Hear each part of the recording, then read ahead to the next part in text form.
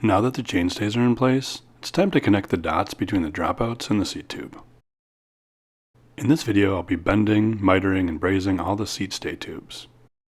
The way I do the seat stays is a lot of work, which can wear on my patience at this point in the build, but when they're done, I think it's worth it.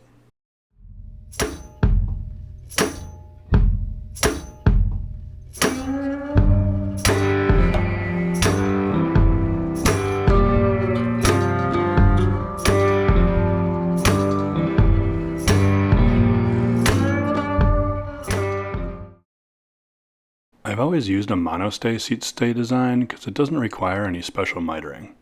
All the Monostay miters are simple, single plane miters.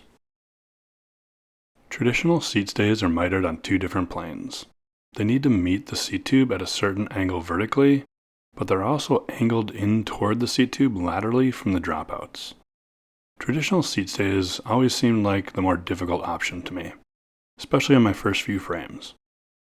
I might be able to get my miter finisher to handle a shallow secondary angle, so maybe I'll try traditional seat stays on my next frame. One of the first things I do is bend the bridge tube that connects the Monostay to the seat stays. I've left this tube straight on a couple frames, and it just doesn't look right to me. It's surprising how much better it looks with even just a small bend in the bridge. I have 3 different tools for bending small diameter tubes. The cheap Amazon tube bender that I use for the chainstays, this homemade fork bender that I bought from a local Framebuilder, and an old 26-inch mountain bike wheel with a hose clamp. I can't remember where I learned about the old wheel trick, and I wasn't sure how it'd work at first, but in the right situation it makes pretty nice bends. I end up using the wheel bender for the seat stays later in this video.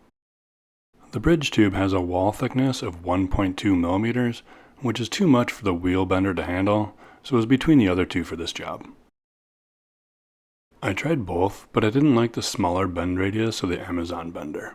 It's hard to see, but it also buckled the tube a little bit. It took some effort and a long cheater bar, but the fork blade bender ended up doing the job. Then I eyeballed the center of the bend and cut it to length.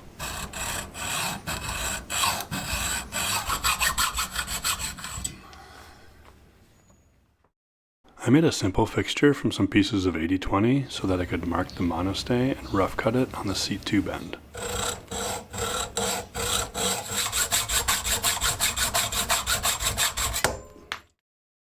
Next I needed to miter the Monostay to the seat tube. And from my bike CAD plan, I know that the angle between the seat stays and the seat tube is 51.8 degrees. Setting up the miter finisher is relatively quick and easy, and after a few minutes, I have a nice smooth miter.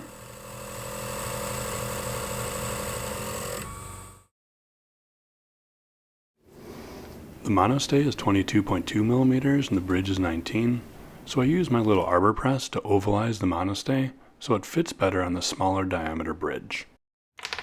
Then I take some measurements and figure out how long the Monostay should be and cut it to its final length.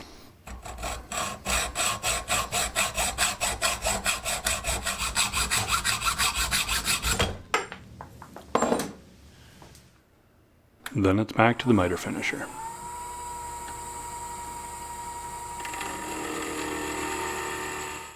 Because the bridge tube is bent, it doesn't have a 19 millimeter diameter anymore, so it takes a little hand filing to get the fit right. Once the Monostay tubes are all mitered and the fit is good, it's ready for vent holes. I just kind of guessed where the vent holes should go on the underside of the bridge, which was a mistake, as you'll see later in the video. I made the vent hole between the bridge and the Monostay a little bit larger, and then added punches so I can see where the Monostay should be located for brazing. Then everything gets a good shine with 80 grit emery cloth, both inside and out.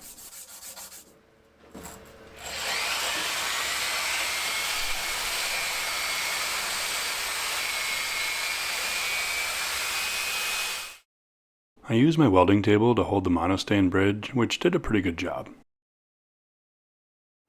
Then I wiped everything down with isopropyl and got everything fluxed.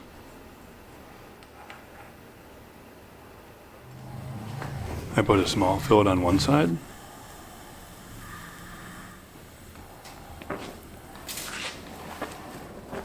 then I flipped it over and did the same on the other side.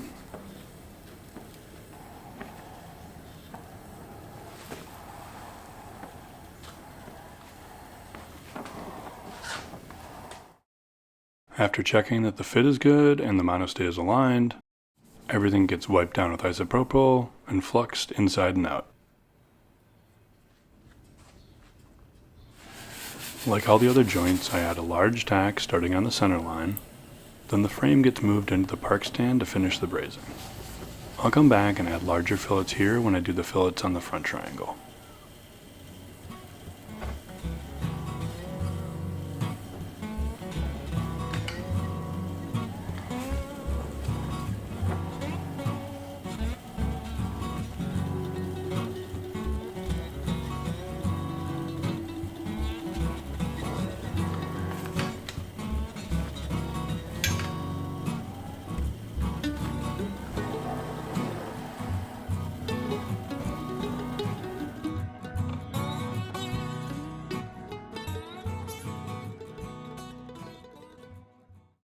After a quick soak in hot water to get rid of the flux, I'm ready to fit the seat stays. I start by slotting the seat stays for the dropouts. Just like with the chain stays, I'm using a cutoff wheel on my lathe.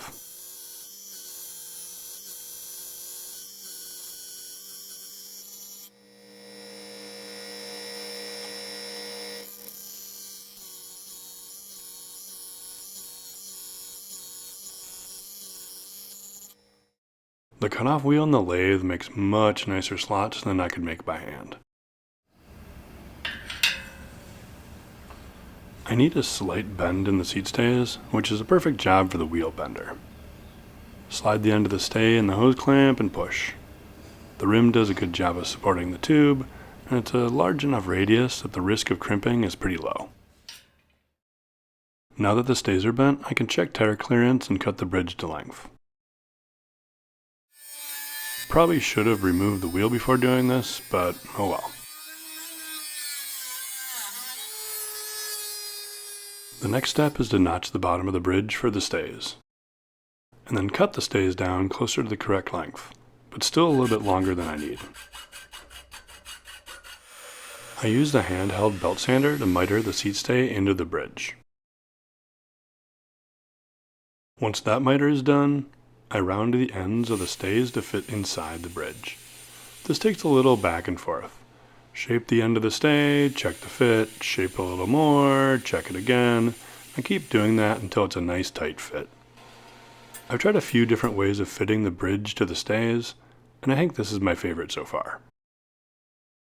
Then I do the final sizing of the stays by adjusting the length of the slot at the dropout. At this point the stays are a little too long, and I sneak up on the correct length by incrementally cutting the slot deeper. Ideally, the stays aren't too loose or too tight, but if I can't get them just right, I want them a little bit loose. The main thing is I don't want the stay to be too long, which will push the dropout down and mess up the rear end alignment.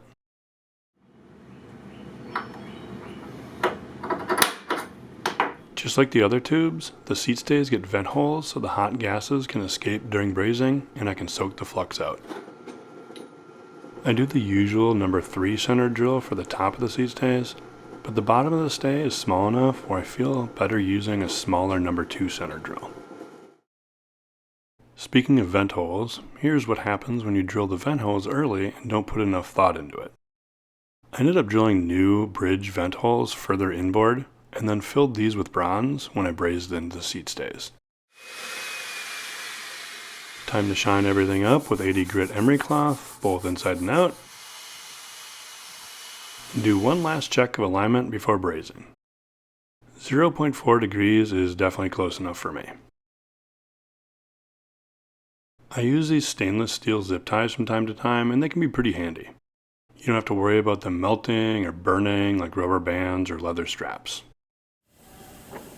After all the tubes get cleaned with isopropyl and fluxed inside and out, Each joint gets a quick tack to hold everything in place.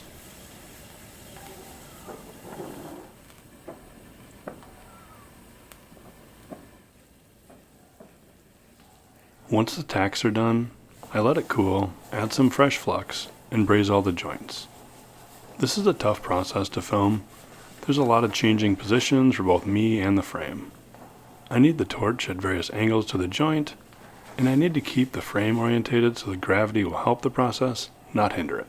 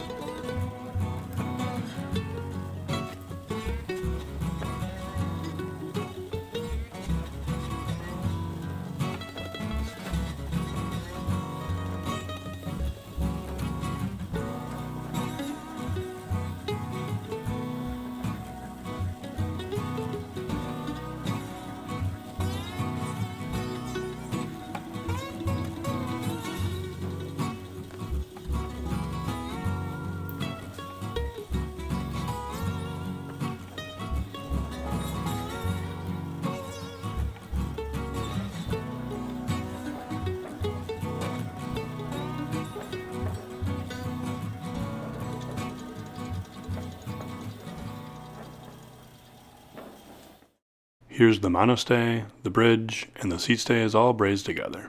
I think it turned out pretty good. And there it is. The main frame is all one piece. There's still a fair amount of work to do before parts get installed, but getting to this point definitely feels good. In the next video, I'll be doing the final fillets, and I'll spend some time smoothing all the joints on the frame. If I have time, I'll also add the serial number and head badges, and all the braze-ons.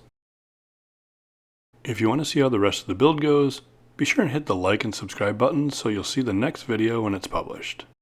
If you learned something worthwhile, consider a super thanks.